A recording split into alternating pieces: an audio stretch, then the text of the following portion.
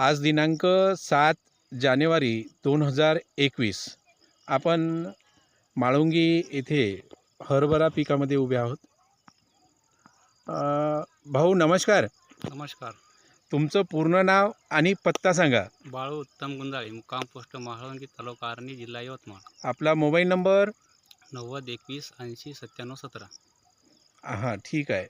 आपण हे जे धन्वंतरी कंपनीचं टॉनिक आहे RPS 76, हे टॉनिक कोणत्या कोणत्या पिकावर वापरलं बरं? सोयाबीनवर आणि चण्यावर आणि तुरीवर.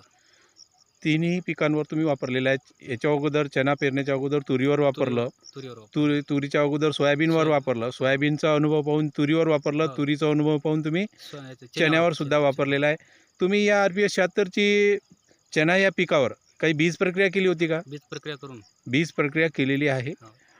किती तारखेची पेरणी आहे या चण्याची? 9 नोव्हेंबर. म्हणजे 9 नोव्हेंबर 2019ला तुम्ही हा चना पेरलेला आहे. 20ला हा चना पेरलेला आहे आणि त्याला एकंदरीत आज 2 महिने पूर्ण झालेले आहेत. 2 दिवस बाकी आहे. बरं. एकंदरीत किती फवारण्या केल्या तुम्ही? एकच फवारणी, बीज प्रक्रिया आणि एक फवारणी, असा हा तुमचा पूर्ण याचा रिझल्ट आहे. तर छान असं रिझल्ट आहे. एकसारखा प्लॉट बसलेला आहे. 2 महिन्याचा प्लॉट आहे. फुटवे खूप मोठ्या संख्येनं आहेत.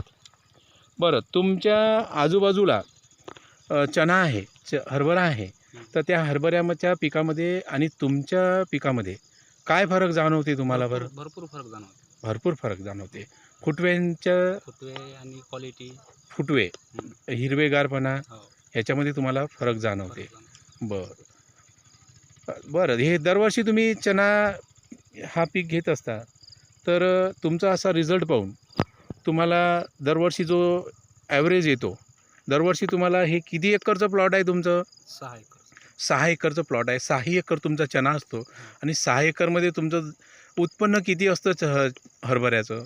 6 एकरामध्ये 70 पोत्यापर्यंत आमचं उत्पन्न होतं. बरं, 70. यावर्षी असं रिझल्ट पाहून तुम्हाला काय वाटतं? यावर्षी जास्त वाटेल. म्हणजे जवळपास 25-30% तुमचं उत्पन्न वाढेल. म्हणजे यावर्षी तुम्हाला 90 पोत्यापर्यंतचं, 80-85-90 पोत्यापर्यंतचं चना येईल असं तुम्हाला वाटतं. बरं, ठीक आहे. या प्रोडक्टची माहिती तुम्हाला कोणच सांगितली बरं? आर्णीचे दगरे सर म्हणून आहे, त्याने सांगितलं. तुम्हाला आलेल्या रिझल्टबद्दल तुमचं समाधान आहे? समाधान. इतर शेतकऱ्यांना तुम्ही काय संदेश सांगाल बरं? हेच RPSचा सल्ला देऊ आम्ही त्यांना, कारण की हे बीज प्रक्रिया करून फवारणी करा आणि काही पहिले एक वेळेस एक डबा घ्या आणि रिझल्ट पहा, त्याच्यानंतर मग खात्री करा. बरं, धन्यवाद.